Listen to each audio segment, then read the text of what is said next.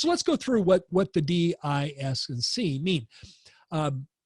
What they're a initial, obviously, that kind of in a descriptive way describes the personality type.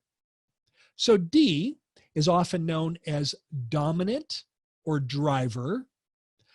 So you can think of other words that begin with D to describe it, but the two that I tend to think of is a dominant driver personality. 10% of the people in the world are Ds. They're the least common, And Ds, people of D personality type, as the description, as the acronym D, driver, dominant, kind of describes, they're what we classically think of as a type A personality. They know what they want. They go after it. They tend to own their own businesses, or they work in a management capacity.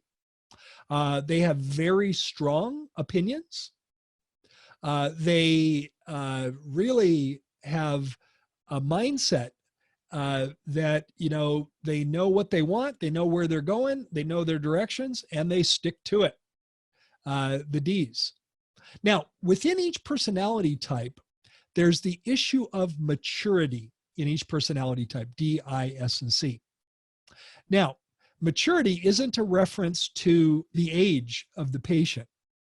It's a reference to their intellectual maturity and their emotional intelligence within the personality type. A mature D is very easy to deal with because they know what they want. They'll be clear with you what their expectations are, and you know exactly how to apply that to them. An immature D can be the most challenging personality type. Immature meaning the low emotional intelligence D can be a very difficult person to deal with. The word narcissist kind of comes to mind. That's a label, but I'm going to use it because it does describe an immature high D. And when I use the term high D, it means of the 4 different personality types, that was the one element that was highest. It's measured on a scale from 0 to 99, And it's a bar graph. You'll see it as a bar graph in the result report that you get back. And so your D will range anywhere from 0 to 99. The 99 means that person is a D through and through. Now let's go to I. I stands for influencing. I's are the people persons.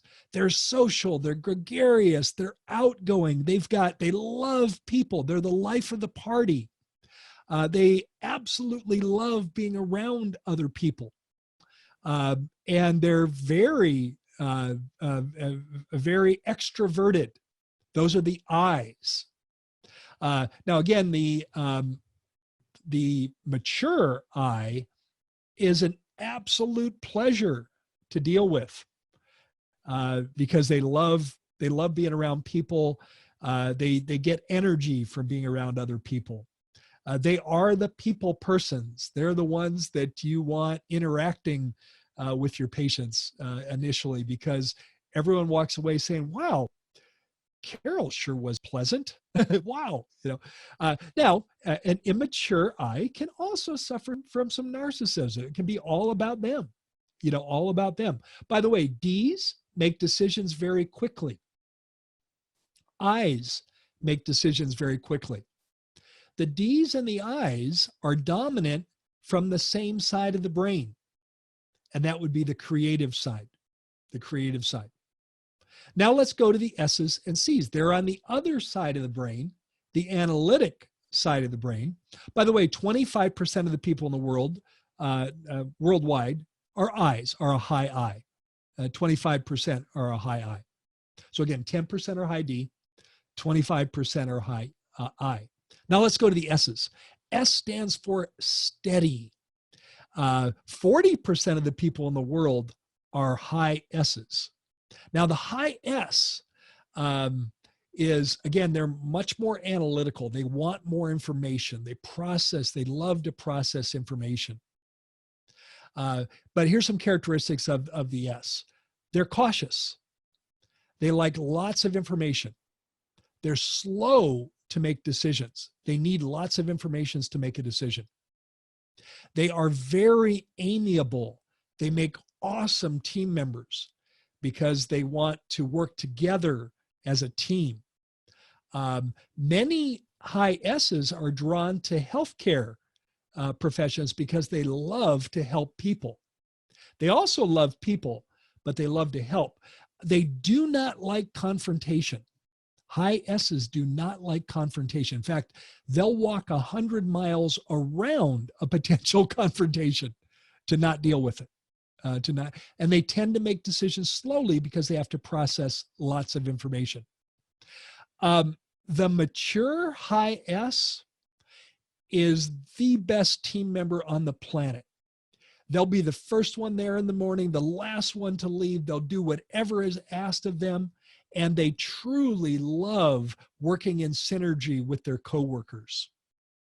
The lower maturity S can be a challenge because they can never make a decision. In the lower maturity, they'll get information forever and process it and can't get off the dime to make a decision. They're the S's. Again, 40% of the people in the world are high S's. Now let's go to the C's. C stands for compliant. They tend to be the engineers of the world. Think of your stereotype when you think of an engineer. I think of pocket protectors. I think of order and structure.